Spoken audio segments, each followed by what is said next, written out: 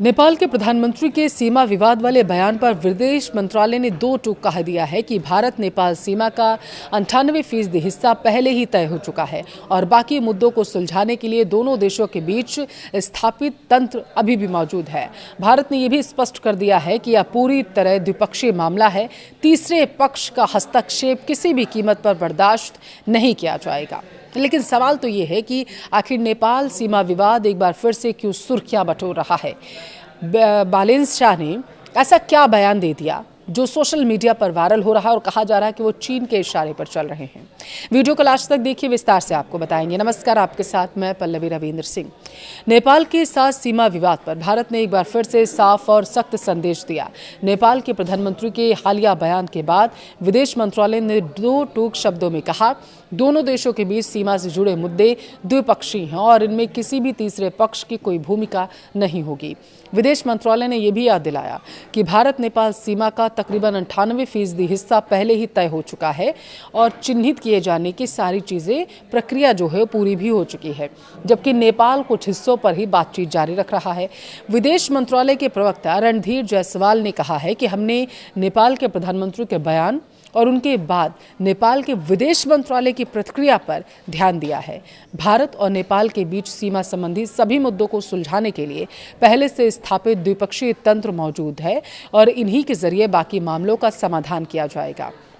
दरअसल यह विवाद तब सुर्खियों में आया जब नेपाल के प्रधानमंत्री ने संसद में बोलते हुए दावा किया कि केवल भारत ने ही नेपाल की जमीन पर अतिक्रमण नहीं किया है, बल्कि कई स्थानों पर नेपाल ने भी भारतीय इलाके में अतिक्रमण किया हुआ है।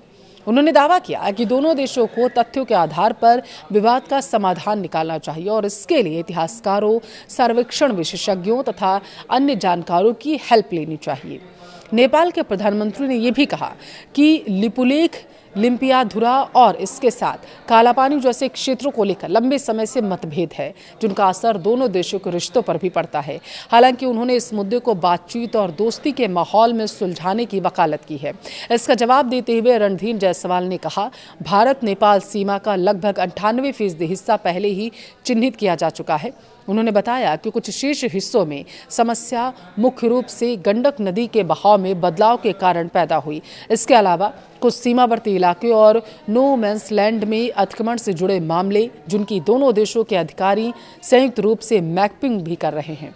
देखिए, विदेश मंत्रालय ने जोर देकर कहा कि भारत और नेपाल के बीच सीमा से जुड़े हुए हर पहलू पर चर्चा, समाधान के लिए संस्थागत व्यवस्था मौजूद है। ऐसे में किसी तीसरे देश या अंतर्राष्ट्रीय पक्ष की भूमिका की कोई आवश्यकता ही नहीं।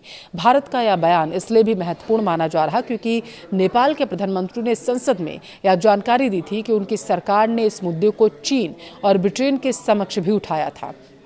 ब्रिटेन का जिक्र उन्होंने इस क्षेत्र में उसके ऐतिहासिक और औपनिवेशिक संबंधों के कारण किया है।